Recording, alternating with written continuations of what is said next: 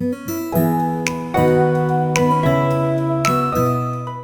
everyone. This is Ellen Thompson-Jennings, the Family History Hound, and I'm with my friend Rick Voight, and we are going to talk about photographs and scanning photographs for genealogists, but not necessarily just genealogists, because we all have things that we need to scan, whether they're photographs or documents.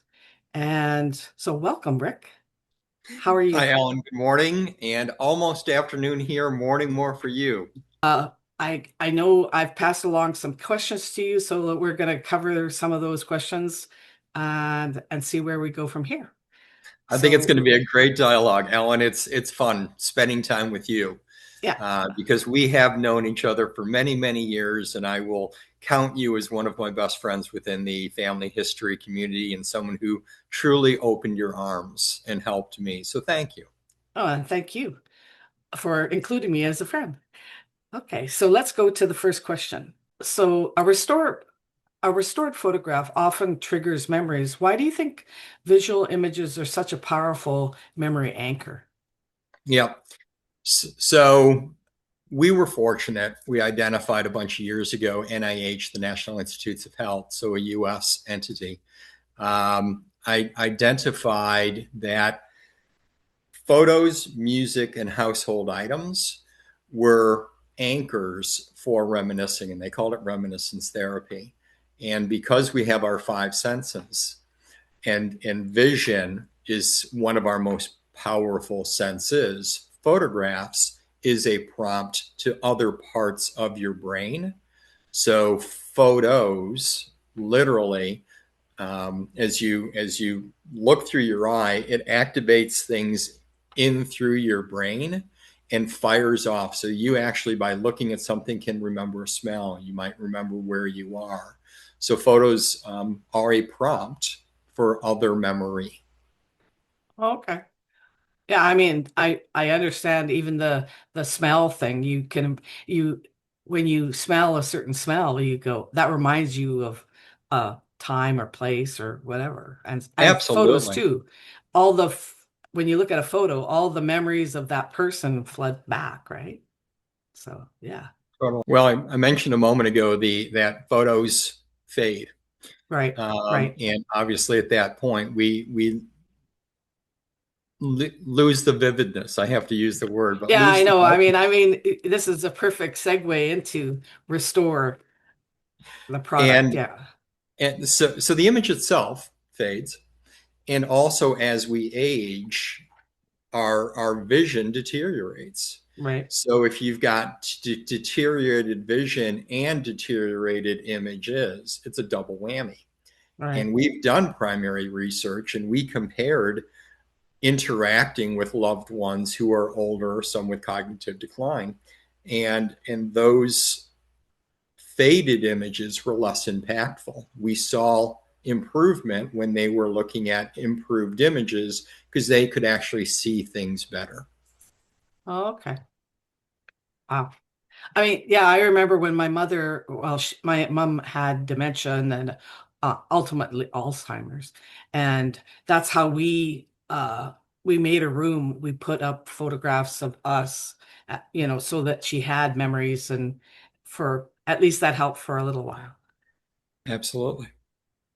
So my next question is, how does photo restoration change the emotional experience of revisiting old family images?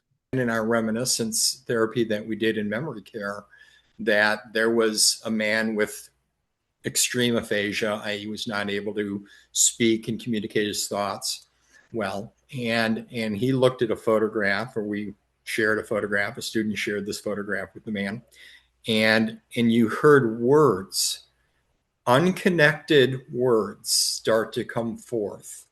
And then all of a sudden he said, "That's me. That's my brother. Those are my parents," on the Oh, beach in New wow. Jersey. And so the utilization of that photograph brought back wonderful memories. And the family thought, I, I was so blown away by this occurrence. I, the family was able to have a beautiful shared moment with their loved one again because the person remembered something that they thought was long gone. Right. And then they started to use reminiscence therapy in order to spend more time with this loved one, which helps the family to stay connected with the loved one, and the loved one gets to spend time with the people that they love. Right. That's the largest benefit of photo reminiscence therapy, is that reconnection and the ability to spend time together. And it might not be a full conversation anymore, but you're able to see that person again and spend time with that person again. It's wonderful. Yeah, it sounds beautiful. Yeah. I mean, that would be such an amazing experience. I wish I would have known more about that kind of therapy when my mom was still with me. So, yeah, interesting. Explain to me a little bit more about reminiscence therapy. So reminiscence therapy is utilizing, well, I'll use the NIH description, the utilization of items, music, photos, household items, in order to create sparks, prompts between people. And so then with those prompts, you're able to help people either connect, and or you can build upon, with further dementia, you can build upon and layer learnings through time. So what might that look like?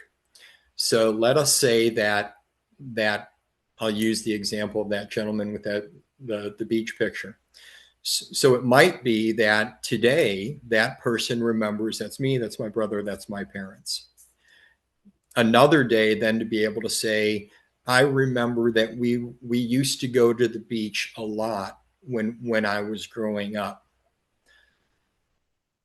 My love of the beach ended up causing me to want to spend more time around the water, and I entered the Navy. And that layering of using a photograph to create prompts at different times can be helpful. Right. Another example in reminiscence is with different types of dementia. The, the use of them can help the caregiver provide better care to the loved one, meaning oftentimes someone with dementia doesn't like bathing. Hmm. And how might you use a photograph to bring back and to recall a time that they enjoyed being wet? So maybe that's an old photograph of them when they were 7 years old, swimming at the lake with Uncle Joe, and Right. and now all of a sudden in a happy place. So you Yeah. can guide somebody with dementia to a location, to a place that they enjoy, they're happy. And now through that connection, we're able to improve the life of both. Yeah. So it helps with their current life and what the family's trying to deal with. Yeah. If I extend that a smidge, so we were able to actually improve medication compliance up to 50%, 50%. And why was that? Wow. So if you walk into a room and you ask somebody to take their meds, and you have a limited time and you're rushed, and you have that next thing that you need to do as a paid caregiver, Right. um, you might get a the the the loved one with dementia might feel that rushedness, might feel a little obstinate that morning, and now all of a sudden they're going to They purse have their a lips problem and they're on going their to be hands. difficult, right? Yeah. As opposed to, oh my gosh, Mrs. Jones, what a lovely photograph you have on your bedside table. What a pretty girl. The, she looks really happy there. Yeah. And now you've brought that person into a better state of mind. And then in the conversation, you bring up, oh, could you please take your meds? So just by being personable and connected, you can improve health outcomes. Right. Yeah, it's not such an anxious moment or struggle. Yeah, I can see that. Yeah. The thought is if we're able to use photos in everyday life with a loved one, does does that allow you to enjoy spending time with that person more, and in turn help you both get more out of the relationship that you wish to have? And as Dr. Josh Freitas, who is the person, one of the doctors I work with, that we did the primary research with, that um, don't worry about getting all the information right, because the person is reliving a memory, and all of us may not remember the details in all of our memories perfectly. Yeah. This person is in a slightly different place, so go with it, and you can have a much more engaging time with that loved one being where they are, as opposed to trying to correct them. So reminiscence has so much benefit to both the loved one as well as one who has typical cognition. I mean, because I know when they talk about doing interviews with elderly people and not your reminiscence therapy, but it's kind of that way.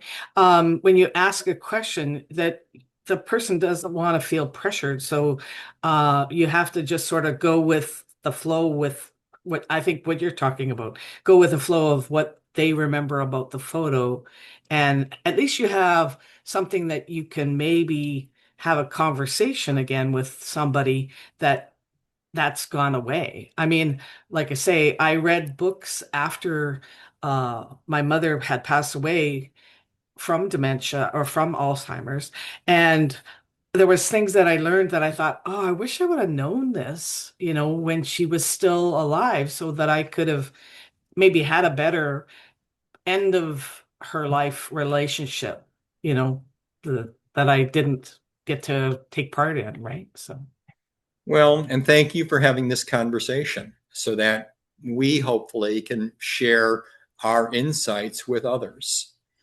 And oftentimes it is slowing down a little bit. If somebody, and without cognitive decline, but mhm. but altered cognition, the brain does slow down a little bit as we age. Right. So No, just really? really, so just I don't know anything about that. so just by slowing down and allowing that person's thoughts to develop, and also to be thinking about, oftentimes that person might have less interaction time. So because they have less overall interaction time, they have desire to be on the stage, to have more of the conversation. And if you can bring that person out and allow them to be on the stage, to allow them to share more, isn't that really what you're looking to do? Is to enjoy time with each other? Let them have their time. Yeah, sort of just go with the flow rather than trying to, yeah.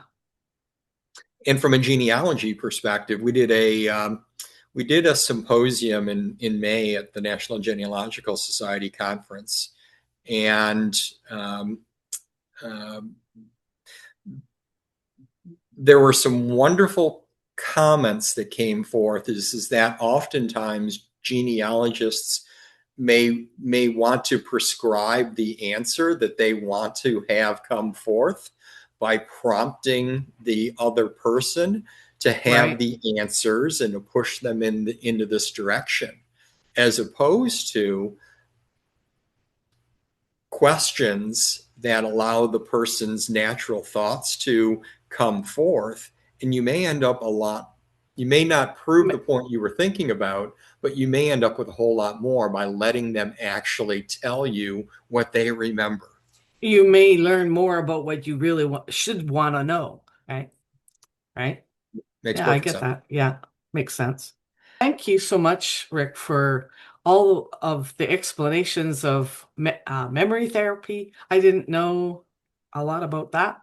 Love that. I'm gonna delve into that a little bit more, and for your experience and your knowledge about photographs and how they help people, uh, and why we should scan things and get them preserved, in a digital format, because otherwise those, like I always think about my children and what they're going to, when they're trying to dismantle my life, what they're going to toss out. And that's what I'm always afraid of is, what are other people's families tossing out that are even important to me, you know?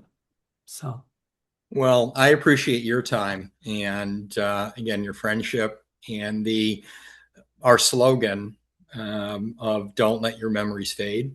It is our images are fading, so we must digitize them. We want to improve them, and then don't let your memories fade for yourself and for your future generations. I couldn't agree with you more.